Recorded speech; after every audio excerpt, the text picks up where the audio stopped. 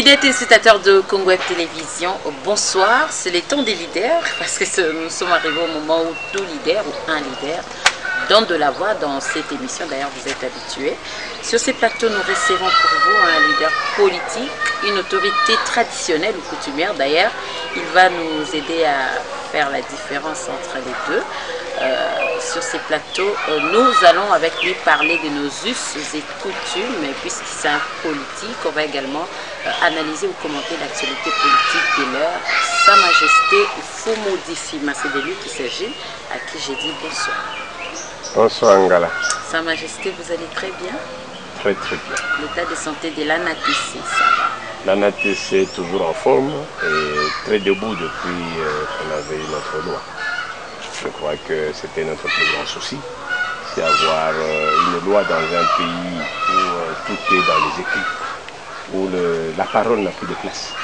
Notre tradition a beaucoup plus comme assise la parole. Et d'ailleurs, comme disait l'Européen, une parole donnée vaut son pesant d'or. Et ça, c'était la tradition africaine, la tradition congolaise. Malheureusement, aujourd'hui, nous nous retrouvons dans un coin où l'autorité congolaise, les Congolais en soi, perd sa tradition en perdant sa parole. Une parole donnée devient négociable. D'ailleurs, on finit par vous dire, vous l'avez écrit. Et donc, pour avoir obtenu la loi qui a porté à la réhabilitation de l'autorité traditionnelle, qui a relevé les points essentiels du pouvoir coutumier, nous nous sentons complètement à merveille. Il est vrai que l'ANATC, depuis ma prise de fonction comme secrétaire général en 2010, j'avais lancé comme première instruction de mettre fin au vagabondage du pouvoir coutumier, mettre fin aux aventures. J'ai pourchassé tout le monde jusqu'à avoir un peu plus d'ordre. Éventuellement, dans les mêmes cadres, nous mettons aussi de l'ordre au sein du comité de l'ANATC, qui, non seulement notre président avait déjà démissionné, nous avions considéré qu'il était parti, même s'il tente de revenir avec les retours d'un nouveau président, donc ce n'est pas ce qui nous engage. Jusqu'à là, l'ANATC n'a pas encore de président. Non, l'ANATC a un président national intérimaire, qui est le vice-président national en charge de Kinshasa, mais a toujours son secrétaire général qui est lui-même de nouveau. Voilà, Fumu Difima, on entend souvent parler du pouvoir coutumier et traditionnel. Est-ce la même chose ou il y a une différence? Le pouvoir coutumier renferme la tradition. Et donc, quand nous parlons chef traditionnel, par exemple, c'est l'ensemble de tout ce qui est autorité qui tourne autour de nos traditions. Dans nos traditions, vous avez par exemple ce qu'on appelle le Congo central, le Nkenge, le Ndona, qui sont des autorités traditionnelles. Vous avez le chef lui-même, qui est une autorité traditionnelle. Mais quand on veut parler chef coutumier, ce sont les organisations en termes d'institutions qui gèrent par rapport à la présence de l'administration. Parce qu'on dit, qui est chef coutumier? Et chef coutumier, c'est lui qui est d'abord intronisé. Comment se passe l'intronisation? C'est par rapport à la tradition, par rapport à la coutume locale. Maintenant, étant intronisé, il doit gérer une population, il doit gérer une terre, il doit gérer une communauté, concomitamment avec l'administration territoriale. Et donc c'est à ce titre que le chef coutumier investi qui a la gestion de terres et de communautés sous une administration est automatiquement reconnu comme chef coutumier. Vous retrouverez dans la loi, par exemple, la loi 15 du 25 août 2015 que nous avait promulgué le président Kabila sur le statut de chef coutumier. Vous retrouverez et répertorez comme chef coutumier les chefs de chefferie, les chefs de groupement et les chefs de village. Et donc, par rapport à cela, ce sont ceux qui gèrent les entités coutumières politico-administratives. Cela ne veut pas dire pour autant que les chefs des clans soient oubliés. Cela ne veut pas dire que les Ndona qui sont des gardiens des temples soient oubliés. Cela ne veut pas dire que les notables gardiens de coutumes soient aussi oubliés. Tous ces mondes-là sont ensemble et constituent ce qu'on appelle le chef traditionnel. Et peux-tu nous parler de ses origines, des origines de ce pouvoir-là? Les origines de pouvoir, c'est l'origine de la terre. Si je me mets dans les écritures bibliques, je dirais c'est l'origine d'Adam et Ève. Dieu créa la terre, Dieu créa les arbres, Dieu créa les animaux, Dieu créa la nature. Et en fin de compte, Dieu créa l'homme à son image et il donna le pouvoir à cet homme pour pouvoir gérer tout ce qu'il a créé. Dieu n'a pas appelé un enfant en le mettant au monde, il l'a appelé Ngala. Il a donné à l'homme qu'il a créé le pouvoir de donner un nom. Il a donné à l'homme qu'il a créé le pouvoir de donner le nom à un arbre. Qu'est-ce que vous êtes en train de manger? C'est un avocat. Qu'est-ce que vous mangez? Non, l'autre c'est un citron. Ah non, c'est pas un citron, chez nous c'est du citron. Chez eux c'est l'avocat. Chacun dans sa tradition a un nom qui lui donne à ses pouvoirs que Dieu lui a confiés. Et donc le pouvoir des débuts, qui est le pouvoir divin, le pouvoir du Très-Haut de la création, s'est répercuté, s'est réincarné dans ce qu'il appelle les hommes détenteurs de ces pouvoirs. C'est pourquoi un chef qui doit devenir chef, on dit, est chef par rapport à notre loi. D'abord, la personne qui est intronisée. C'est quoi l'intronisation? C'est tout cet ensemble de rites et rituels et secrets, physiques et métaphysiques, qui entourent l'investiture d'un pouvoir dimensionnel qui est dit pouvoir coutumier. Ce n'est pas la sorcellerie.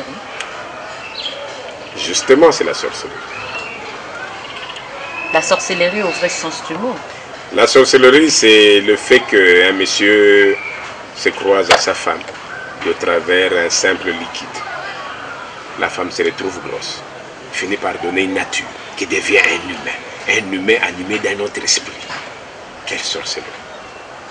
La seule différence, c'est quand cette sorcellerie devient à grande échelle, on dit « Ah, mais c'est la sorcellerie ». Alors, donnez-nous la différence les mondes qui existe entre vous, chefs coutumiers, et les sorciers. Mais les chefs coutumiers, d'abord sorciers. Expliquez-vous. Il faut d'abord expliquer qu'est-ce qu'on appelle la sorcellerie. La sorcellerie, c'est toute intelligence, toute dimension qui est au-dessus du physique. C'est lequel? Pendant que vous vous baladez dans la rue, il y a un instinct qui vous retient pour ne pas traverser l'avenue. Vous voulez traverser, mais ça continue à vous retenir. Quelqu'un vous appelle. Et puis vous restez concentré. Et pendant que vous restez concentré, on vous dit il y a un bus qui vient de passer devant vous et qui vient d'écraser tout le monde qui était devant vous. Ceux qui étaient avec vous, qui vont demander mais comment lui qui était avec eux s'est retenu? Ah, mais il était Yazakandoki. Il en a des réflexes qui sont vraiment sorciers. Mais c'est quoi la sorcellerie? C'est la dimension. Maintenant, qui est gestionnaire de toutes ces dimensions? C'est quoi une sorcellerie? C'est quoi une vision? C'est quoi un rêve? C'est tout ce que vous voyez au-delà de la force normale. Vous voyez des rêves qui se réalisent. On dit vous êtes sorcier. La sorcellerie, c'est un ensemble de tout ce qui gère ce qu'on appellerait l'invisible. Maintenant, à quel niveau? Parce que ici, quand vous parlez de sorcellerie, vous voyez ce qui est négatif. Ouais. Son utilisation dans le mal. Dans le mal. La sorcellerie a deux sens. Elle est positive, elle est également négative. Elle est, comme je dirais, elle peut bénir, tout comme elle peut nuire. Tout se résume dans la sorcellerie. Donc ça dépend de la personne qui utilise ses pouvoirs. Le pouvoir coutumier est d'abord un pouvoir de bénédiction. Le pouvoir coutumier de la personne investie, c'est pour bénir son peuple, c'est pour bénir sa communauté, c'est pour bénir sa république, c'est pour bénir l'État, c'est pour bénir les acteurs principaux, pour les biens, les bonheurs et le développement et les bienfaits de votre communauté, de vos populations, de votre peuple. Maintenant, le même pouvoir a son côté négatif, selon le cas. Je dis selon le cas. Vous êtes investi au pouvoir pour défendre votre communauté. Un peu comme quand je peux dire, vous voyez, être un chef de l'État, c'est facile. C'est un plaisir. Mais à un certain moment, il faut défendre la République face aux agressions extérieures. Et donc, vous devez envoyer vos militaires au front pour aller défendre la République. Ces militaires sont exposés. Je me réjouis encore du dernier reconnaissance du chef de l'État, dernièrement pour s'incliner devant les soldats inconnus, en mémoire de nos militaires. Et encore honneur à son prédécesseur qui avait pensé à placer ces monuments. Mais tous ces militaires qui vont au front, qui disparaissent. Ils disparaissent pourquoi? Parce qu'ils vont défendre la patrie. Tous ces feux qui les amènent, armes et consorts pour attaquer. Mettez-moi ça dans quel monde vous les mettez? Dans le monde de saint ou dans le monde des diables? Et donc vous vous rendrez compte que le pouvoir investi du chef a ces deux aspects. La bénédiction et la défense. Et donc quand vous allez dans la défense, malheureusement, ceux qui attaquent vos clans, ceux qui vous rentrent dedans, les faits que vous voulez rentrer dedans, vont dire, Celui-là, c'est un sorcier.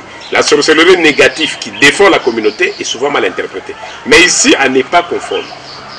À ne pas confondre dans la sorcellerie occidentale, orientale, extrême orientale, qui viennent sous forme de loges, qui viennent sous forme de magie occidentale. Parce que la sorcellerie, c'est la magie. On va vous dire c'est la magie africaine. Vous avez dit quelque chose sans vous arrêter, que quand un chef d'État envoie ses forces en guerre, ils ne sont pas couverts, c'est-à-dire? Quand ils y vont, c'est pour défendre la patrie. C'est pour se battre. Vous en perdez quelques-uns. C'est le sacrifice pour le pays. J'ai dit, quand on va pour encourager les militaires, quand on va aux soldats inconnus, c'est pour leur bravoure dans la défense du pays. Mais de la même manière qu'à ce moment-là, on fait honneur à tous ces héros au front qui se sont sacrifiés, qui ont perdu leur vie pour défendre la patrie. J'ai dit, le pouvoir du chef a les deux faces. La face de bénir et la face de défendre. Le pays, vous défendez votre pays. De l'autre côté, ceux qui sont attaqués, assassinés et bousculés, ils vont vous traiter de qui? Des sorciers, des voyous. Mais non, ils étaient au front pour défendre la RDC. Ils n'étaient pas au front pour défendre les voisins. Je ne pense pas que... Je vous donne cette image pour comprendre que le chef coutumier, c'est ce que je relevais, a d'abord ce pouvoir de défense de son entité. Et ce pouvoir lui est donné pour ces cas-là. Malheureusement, souvent mal interprété, quand ça touche l'adversaire. Mais j'ai voulu différencier que cette magie qu'on appelle la sorcellerie africaine n'est pas à confondre, qui bénit les Africains, qui défend l'Afrique, n'est pas à confondre à tous ces loges magiques qui sont importés de l'extérieur, qui sont souvent des pouvoirs de colonisation, des pouvoirs d'envahissement. Ceux-là viennent aussi avec leur logique, qui est en fait une logique d'emprise. Comment vous allez expliquer ça? Quand votre enfant vous demande, maman, je vais aller à l'école, j'ai besoin de 10 francs. Vous allez donner 10 francs. Maman, à l'école, au match à 16, je dois payer 500 $. Vous allez vous débattre pour trouver 500 $ et lui donner. Mais quand c'est un voisin qui continue à vous demander 500 $, vous allez demander aux hommes que ça me connaît. Vous allez me les rendre quand? Oui, mais vous savez, c'est parce que mon enfant doit aller à l'école, on les chasse. Oui, mais bon, c'est ton enfant. Tu me rends quand? Et même on rajouterait avec quel bénéfice? Taux d'intérêt. Et donc, puisque vous rentrez dans le prêt, puisque vous rentrez dans les intérêts, il y a donc paiement. Et donc, la pratique externe, ces importations qu'on amène au pays, qui envahissent les esprits, qui touchent aujourd'hui presque la majorité des églises, il a quoi comme conséquence? Le paiement. Et le paiement, c'est le sang. Alors, qu'est-ce qui se passe? C'est qu'il y a tellement d'embrouilles que tous ces paiements de dettes par des âmes se cachent sous une carapace de dire c'est la sorcellerie, c'est les chefs coutumiers qu'on voit en sorcellerie, et ce sont ces banganga qu'on voit en sorcellerie. Non, non. On essaye de masquer l'aspect sorcellerie. D'ailleurs, au début, s'il faut rentrer en lingala, on parlait des Nganganzam, des Ngangakis. Les tradis praticiens, les chefs coutumiers, c'était des Ngangakis. Et les prêtres habillés en blanc, la nonne en blanc, on dit Nganganzam. Alors, quand vous prenez, oui, celui-ci c'est un Nganga qui vient de Dieu, et l'autre c'est un Nganga qui vient de fétiche. Mais comment changer cette mentalité? Non, c'est pas aussi difficile. Nous acceptons tout ça. Notre pouvoir nous vient des fétiches. Si ce sont nos fétiches ancestraux, merci. Vous voulez en rester là? Vous, votre pouvoir vient de Dieu. Si c'est le cas, merci aussi. Mais il y a une question. Nganga Nzambe, Nganga Kisi. J'accepte que vous l'appelez Nganga Kisi. J'accepte que vous l'appelez Nganga Nzambe. Mais on a un dénominateur commun. Et donc tous les deux nous sommes des Nganga. Or, quand ils ont vu que l'aspect Nganga prenait de l'ampleur, les catholiques ont fui les mots Nganga pour dire sur l'apostole. Et donc vous n'entendez plus Nganga. Pourquoi? Parce que le fait qu'ils ont fait ressortir le mot Nganga en mettant un mauvais accent là-dessus, qu'est-ce que ça a donné? Ils ont fui les termes. Mais ils ont diabolisé en même temps le pouvoir coutumier.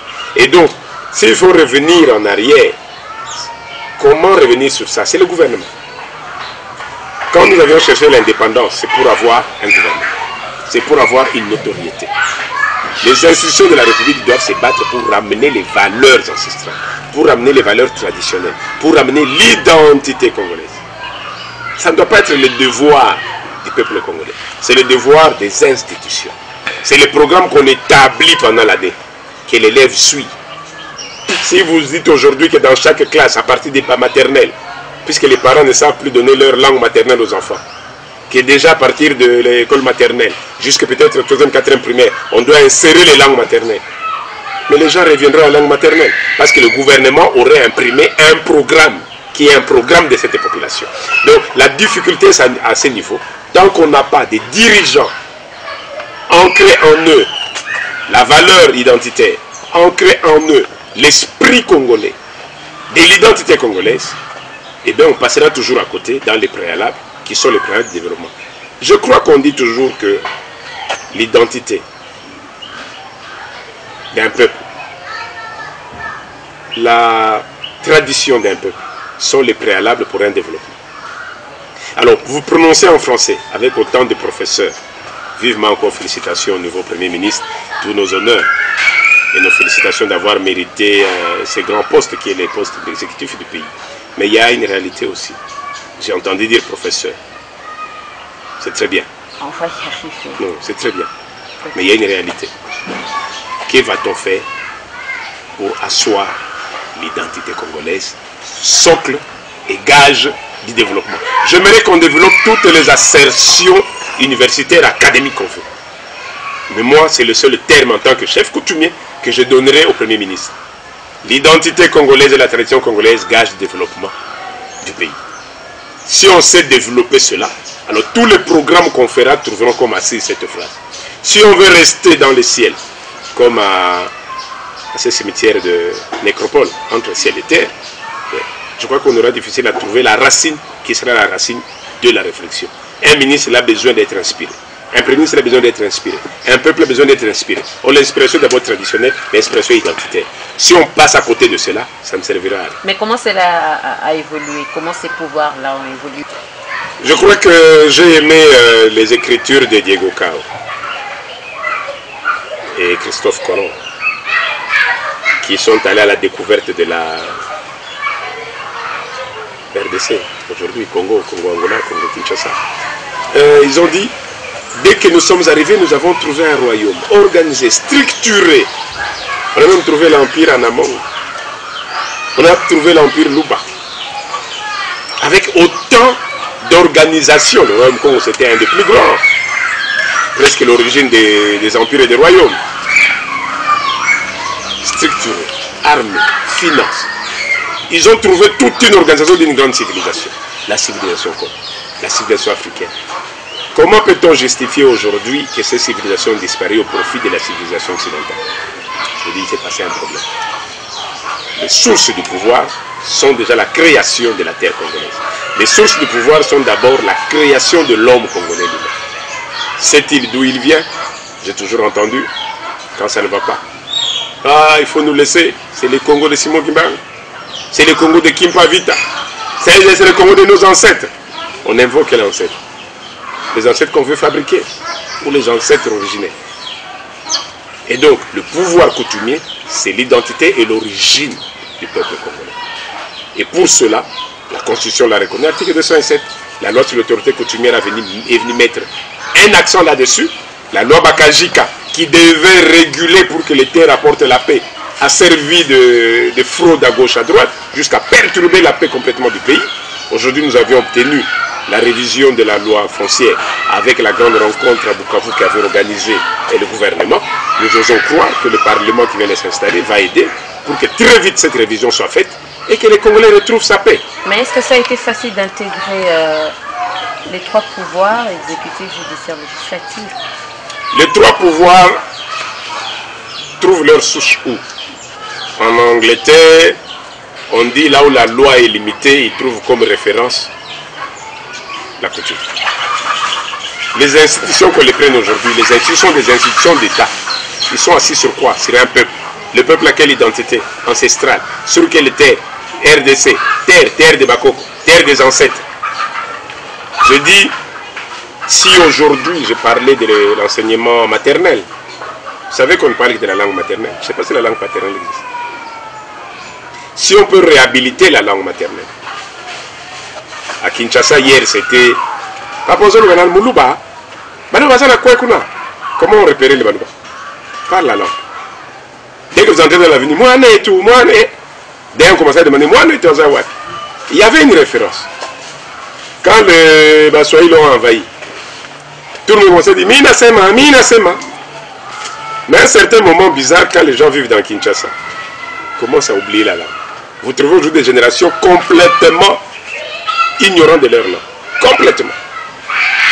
Donc la question, quand je disais pour que cette langue puisse se reprendre dans les institutions, qui sont à la base? C'est le programme gouvernemental. Le gouvernement va le présenter à qui? Mais aux députés au Parlement, qui sont censés appuyer de loi.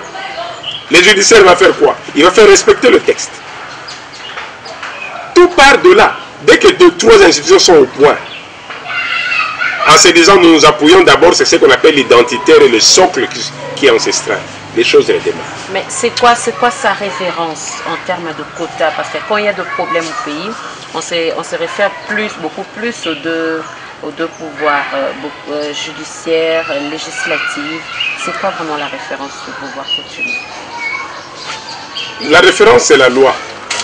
La coutume est d'abord source de droit. La difficulté que vous avez, je vais vous donner un exemple, le code de la famille. Le code de la famille, on vous disait que la tradition congolaise ou africaine est polygamique. Elle est polygamique. Mais qu'est-ce que vous retrouvez? Vous retrouvez une femme qui retrouve sa petite soeur, la maman Leki. On ne disait pas la rivale de maman, on disait la maman Leki. Et la maman derrière elle vous disait que ça c'est ma petite soeur. Mais qu'est-ce qui s'est passé? Avec l'évangélisation catholique, il fallait amener les gens à la compréhension d'abord des idéaux catholiques. Et c'est ce qui a fait que finalement, le président Mobutu, dans le code de la famille, va d'abord insérer ce qu'on va appeler la monogamie. Papa moko, maman moko. Mais après, ils ont eu un problème. Ah, mais tous ces enfants qu'on a eu des autres mamans, on va faire quoi avec? Modification du code de la famille. Non, la femme est une, mais tous les enfants sont légitimes. La troisième question qu'ils arrivent toujours pas à résoudre. Oh, il y a des mamans qui peuvent mettre aux enfants des enfants légitimes et eux-mêmes restent illégitimes. Pourquoi? Parce que au lieu de prendre le terme de texte de la tradition et les convertir en texte de loi, on a été copié de loi et on veut l'insérer dans le pays et ça ne marche pas. Ça crée quoi? Des problèmes. J'ai dit que les trois institutions, en se disant que nous ne pouvons tirer d'abord comme source que la coutume pour savoir où on va, c'est là qu'on va ramener de l'ordre. Tant qu'on ne le fait pas, on va vaguer. C'est quoi les difficultés auxquelles ces pouvoirs font face? Nous avons une population aujourd'hui complètement acculturée. C'est comme la question aujourd'hui, comment peut-on réhabiliter l'étudiant? Quand on a des étudiants, des examens d'État, quand on a des collations, qu'on va voir des licenciés en train d'être collés, mais qui parler avec lui dans les 2 minutes, vous posez la question s'il avait eu ne fût-ce que son diplôme d'État. Vous commencez à vous poser la question s'il a dépassé ne fût-ce que le 2e secondaire. Ça veut dire qu'il y a un problème. Quel est le problème? La qualité a baissé, la compréhension des titres académiques a changé. Aujourd'hui, l'académie n'est pas d'avoir une valeur intellectuelle, une valeur académique qu'il faut mettre à profit. Aujourd'hui, c'est plutôt tout faire pour attraper un papier qui vous donne accès.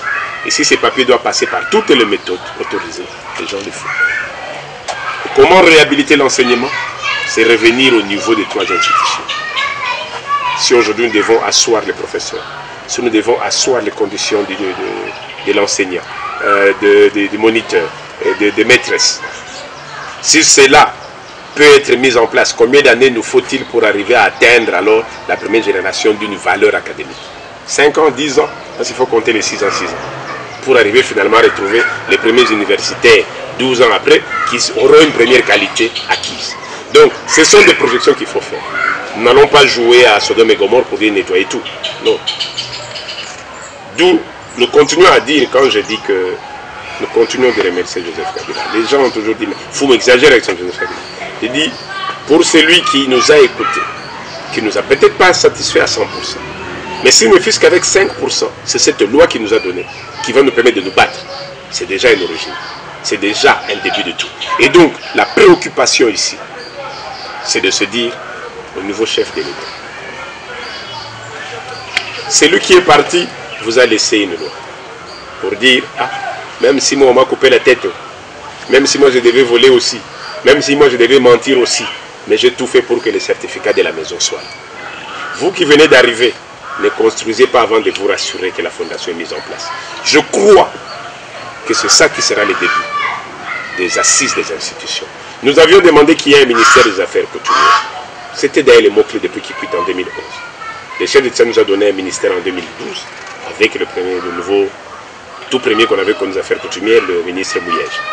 Lui-même a senti que c'était trop chargé, il avait trop l'intérieur, décentralisation, sécurité. Il l'a laissé à Banamouere qui a relayé avec décentralisation affaires coutumières.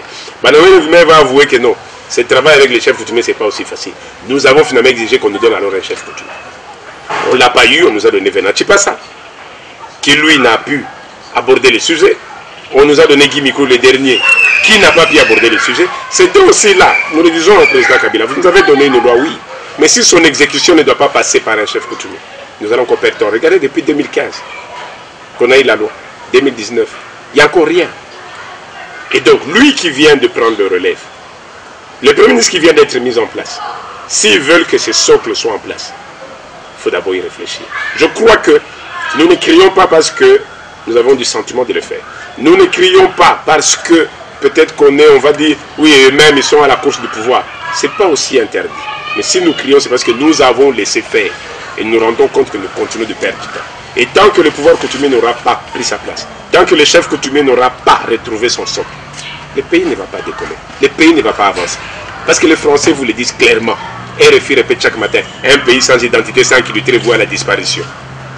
L'enseignement académique vous dit, un homme sans tradition, sans culture, sans identité, ne vaut rien.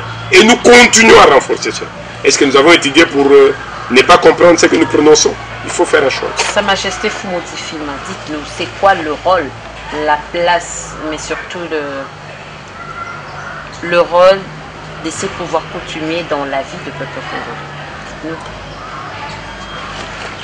C'est quoi le rôle? Son apport, beaucoup plus. L'apport. L'apport. L'apport du chef coutumier, c'est l'apport d'une maman dans la famille. Comment ça? C'est le socle de la maison. Maman, Sokozala Kinabomoy. Le Nassingi Bachayo, ministre de l'Éducation. Femme noire, femme africaine, femme de vertu. Et j'ai même entendu la dernière chanson que mes enfants aiment bien chanter. Maman, maman, tu es tout. Toujours ma mère. Je dis, la maman vous met au monde. La maman a cet ombilical avec vous. La maman, c'est la première, celle qui communiquait avec vous dans les ventres. C'est celle qui peut vous donner la langue. Quelle est la langue que vous allez pratiquer? Parler. C'est elle. C'est aussi elle qui vous traîne parfois des forces pour aller à l'école. Pour aller ajouter un plus à ce qu'elle-même a donné. Aujourd'hui, la maman a démissionné de ses responsabilités. Aujourd'hui, la femme a été négligée dans nos lois. La femme n'a pas sa place. L'éducation a été négligée. La femme rurale a été abandonnée. La femme agricole a été abandonnée. On veut créer un monde qui n'existe pas. Or, ce monde-là, c'est le monde coutumier. Qui en a respecté? Les chefs coutumiers. Son rôle, son apport, c'est la stabilité, la fondation, le fondement de la société. Vous vous sentez délaissé un peu par le peuple congolais? Le Congo est délaissé par son propre peuple. Je dis tant qu'on prononce. Vous savez, vous allez partout, on dit moi sans ma mère je ne vaux rien. Mais qu'est-ce qui a créé cette réalité? Mais la réalité est simple, nous sortons de ce qu'on appelle le pouvoir colonial. La colonisation a comme principe diviser pour mieux régner. La colonisation a eu comme principe neutraliser la tradition, la culture et la coutume pour trouver un peuple déraciné et qui serait facile à gérer. Le seul comble, c'est que nous nous sommes battus pour avoir l'indépendance. Le pouvoir coutumier s'est battu, nos ancêtres se sont battus. Mais dès qu'ils ont eu l'indépendance, qu'ils ont livré au peuple, le peuple a perdu ses repères. Le peuple qui attend des politiques a perdu ses repères. Je vois encore le maréchal Mobutu dire Yiba Metikandam. Là où il devait dire Naboïna Yokangoli Souzabi, Yiba Metikandam. Je vois encore le président Kabila dire Bofonga la prison Bakota Batonda. Mais à un moment, je vois le président Kabila dire Et ajouter, si je pouvais avoir ne fût-ce que 15 personnes, le Congo va décoller. On dit c'est qui les 15? Le lendemain, tout le monde s'est autoproclamé. C'est moi, c'est moi, c'est moi. Mais en 2016, élection, Papa Toubakiti. Et donc, quelque part, il y a un fond. Je dis, le fond, c'est qu'on a tendance à vouloir chaque fois se faire valoir sans, au préalable, traiter le vrai problème qui sont les fondements de la société. En vous entendre, Sa Majesté, vous avez toujours l'habitude de dire le président Kabila. Le président Kabila, vous ne reconnaissez pas encore l'autorité du nouveau président en place? Mais je le dis. Je dis, Excellence, Monsieur le Président Félix Tshisekedi, Chilombo, Antoine Fachi, le président Kabila, à qui nous faisons salut. Nous n'avons pas eu 100% de lui. Nous l'avons investi du pouvoir coutumier. On l'a fait. Il a reconnu le Congo. On n'a pas été satisfait à 100%. Peut-être à 10%. Mais ce que je dis, il nous a laissé une Bible. C'est la loi 15/015 sur le chef coutumier, qui permet aujourd'hui au chef coutumier de parler. Et ça nous permet de mettre la fondation. Lui vient d'arriver. Nous disons, il faudrait nous aider à asseoir d'abord cette fondation. Nous avions demandé un ministère pour que cette fondation soit mise en place. On s'est rendu compte que quand c'est les politiques qui arrivent, ils sont plus concentrés dans des aspects politiques, fouillent même l'aspect coutumier, fouillent les aspects coutumiers. Allons-nous continuer comme ça avec une loi qui risque demain de ne plus être applicable? Ou va-t-il se dire, le chef coutumier m'ont dit qu'ils avaient eu un acquis, il faut que je puisse capitaliser cela pour le bonheur, la paix et le développement de la République. Parce que ce que dit le chef coutumier ici, c'est quoi? Nous ne sommes pas là pour vous donner des leçons. Nous ne nous référons que à tous ces cours que les universitaires congolais ont eus. L'identité et la tradition sont la base et les gages d'un développement du pays. Est-ce que l'assertion, cette phrase pour la développer, ça vient de moi? On nous a déjà donné la loi. Le ministère, c'est lui qui doit affronter les institutions. Aujourd'hui, entre nous, quand le ministre des Affaires foncières atterrit sur des terres coutumières, qu'il fait à sa manière, c'est bien beau. On les bouscule, on fait ceci. Mais entre-temps, qui va suivre? Ça devait être le ministre des Affaires coutumières. Nous avions obtenu la révision de la loi foncière. Qui doit suivre? C'est le ministre des Affaires coutumières. Nous avons aujourd'hui des champs qui vont dans tous les sens, même si le ministre de l'Agriculture, un moment, est distrait. Qui doit lui rappeler que non, non, non, ça, c'est pas la coutume. C'est toujours le ministre des Affaires coutumières. Nous avons des mines. Quand les communautés ne se retrouvent pas, quand les pourcentages des actions sociales ne se retrouvent pas, qu'est-ce qui va se passer? Personne n'interpelle le ministre des Mines. Qui doit l'interpeller? C'est le ministre des Affaires coutumières. Mais s'il ne se voit pas dans la peau du coutumier, là où notre préoccupation se retrouve, nous l'avons répété au président Kabila, longuement. Au ministère de la Défense, on peut y mettre un civil, mais dès qu'il entre, il sait qu'il est dans un domaine militaire, il commence par tout faire pour avoir d'abord les premières notions de RI militaire. Il commence par avoir les premières notions de la compréhension du soldat. Et donc il s'est fait soldat. Aux affaires coutumières, on en a eu pour leur dire, mettez-vous d'abord dans la peau du coutumier. Ah, Bindokina Binoal. Alors vous venez faire quoi ces ministères? Alors quelle chance donnez-vous à ce nouveau Premier ministre que nous venons d'avoir? Je ne vais pas lancer des défis au Premier ministre. Qu'entendez-vous de lui et du prochain gouvernement? Nous disons que nous ne voulons pas lancer de défis. Hein? La chance qu'il faut lui donner, il a toutes ses chances. Ce n'est pas nous qui l'avions choisi. C'est lui qui l'a choisi, a confiance en lui. Mais nous, qu'est-ce que nous attendons de lui? C'est l'application de notre loi. C'est la réalisation de tout ce que nous n'avions pas encore eu. C'est la réhabilitation du ministère des Affaires coutumières que les coutumiers ont eu difficilement en 2011, lors de leur 3e conférence.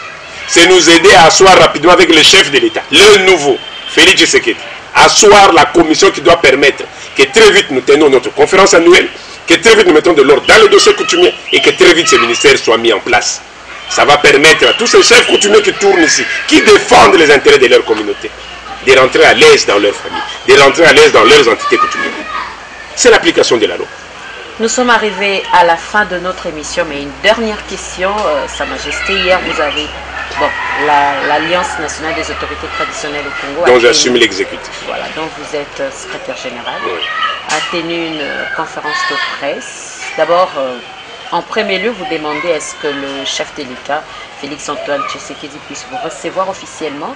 Et puis deuxièmement, vous rassurer à toute la communauté nationale, mais également internationale, de la fin de la fièvre hémorragique à virus Ebola. Mais pourquoi attendre tous ces temps? Pourquoi seulement maintenant? Il a fallu qu'il y ait alternance. D'abord, pour que le chef coutumier entre en action pour aider les Congolais, surtout de l'Est, à se libérer de cette maladie. Oui, effectivement, autour de ce point de presse, il y avait 7 points, dont ces points-là. Recevoir officiellement, non, nous avions plutôt demandé que le chef de l'État nous aide rapidement à tenir notre Assemblée générale, notre conférence annuelle. Nous le demandons depuis 2012. Il n'est pas le premier, depuis 2012 que nous demandons cette assemblée, cette conférence annuelle qui devait suivre 2011. Nous sommes en 2019, on ne l'a toujours pas tenu. Or, c'est les moments où nous faisons la réévaluation avec le chef de l'État et les institutions du parcours de l'autorité coutumière, du parcours des institutions et du parcours de la collaboration. Et donc ça, nous y tenons. Ça a toujours été organisé par le président de la République dans son cabinet, le ministère de l'Intérieur aujourd'hui Affaires coutumières et le secrétaire général que je suis. Nous continuons d'attendre. Mais parfois, il y a des gens qui viennent perturber, on se rend toujours compte que ça traîne. Et donc, nous l'avons encore demandé officiellement lors de notre point de presse et à tout le point de presse que nous tenons. Mais sur le deuxième point, je vous dirais même que nous avions reçu le président Félix-Antoine Tshisekedi Tshilombo à Goma, après sa tournée en provenance du Katanga. Et nous l'avons reçu, il nous a bien salué. Nous lui avions fait annoncer en même temps, par moi-même, que nous revenions aussi de Beni Butembo, où il y a cette invasion de la maladie. Mais ce que j'aimerais relever, c'est d'abord remercier le Premier ministre, Tshibala, qui vient de sortir, et spécialement le ministre de la Santé, le ministre Olé Ilunga, qui lui, depuis que ça avait touché l'Équateur, avait consulté l'autorité coutumière pour l'aider, pour l'assister dans cette action. Nous avons accompagné le ministre à Bikoro, ça n'avait pas pris 60 jours. Ebola est parti. Ça a commencé à Beni. Ils ont accompagné avec l'OMS, avec l'UNICEF, avec Médecins sans frontières, tout le monde. Mais à un certain moment, ça a débordé. Le ministre nous a de nouveau interpellés. Nous sommes descendus sur place à Beni. Dans les 60 jours, l'affaire était réglée. Nous sommes au Congo, vous êtes des Congolais, mais avant d'entrer en action, il faut qu'on vous interpelle. C'est ça, être... Vous savez ce qu'on appelle... D'abord, j'arriverai par là. Mais ce que j'aimerais relever, c'est que à Butembo, ça a de nouveau débordé. Avec les processus électoraux, les troubles et toutes les casses qu'ils avaient connus. Et donc, nous sommes répartis sur Butembo et nous venons de lancer ces défis parce que nous avions vu qu'il y a beaucoup d'inquiétudes. La communauté internationale qui commence à avoir des craintes, la communauté nationale qui a beaucoup de craintes, on a dit non, il faut s'y mettre, il faut vider cette histoire. Et donc, nous nous lançons dans ces défis de 60 jours. Mais ce que j'aimerais relever, et c'est pratiquement votre question, nous n'attendons pas pour y aller. Mais nous ne pouvons pas non plus nous improviser dans une action gouvernementale. En réalité, pourquoi nous parlons de notre ministère? C'est notre ministre qui devait chaque fois dire non, nos hommes ne sont pas là. Mais aussi, il y a une première réalité, c'est l'action que le français appelle la non-assistance en personne en danger. Mais en même temps, l'implication par sa présence. Vous trouvez quelqu'un accidenté, vous vous arrêtez pour le prendre, s'il arrive vivant à l'hôpital et qu'il est soigné, il sort vivant, on dit c'est notre héros. On vous décore héros. Mais s'il arrive à l'hôpital qu'il est mort, que personne ne sait témoigner d'où il sortait, vous êtes le premier qu'à l'hôpital on arrête et vous êtes traité d'assassin. Je disais que nous ne sommes plus dans le monde de la parole, nous sommes dans le monde des écrits. Si cette personne est ressuscitée par sa parole, on va dire non, ce n'était pas lui. S'il est mort, malgré votre parole, on dit non, je l'ai trouvé dans l'avenir, on dit non, toi d'ailleurs on te connaît, tu suivais cette femme depuis, donc ça doit seulement être toi. Qu'est-ce qui va se passer? Tu vas te faire condamner pour rien. Et donc, l'autorité coutumière, bien que la Constitution de la loi nous autorise cette rencontre, ces interventions, mais cela a été un honneur et un plaisir que ce soit les ministres qui aient pris conscience. Et nous avons exprimé notre volonté, notre accompagnement. Et nous allons accompagner. Nous avions parlé avec le ministre, nous avions demandé certaines conditions, certains conditionnements pour permettre à tous les chefs d'être actifs. Aujourd'hui, au niveau de Butembo, tous les jours, tous les grands chefs du Grand Nord Kivu sont au front, dans les communautés. Là où l'OMS, là où la riposte qui est pilotée par le ministère de la Santé ne savent plus accéder parce qu'il y a des mailles, parce qu'il y a ceci, ce sont les chefs qui sont en avant-plan pour leur dire non, laissez faire ces gens ici. Il y a une décision qu'ils ont prise.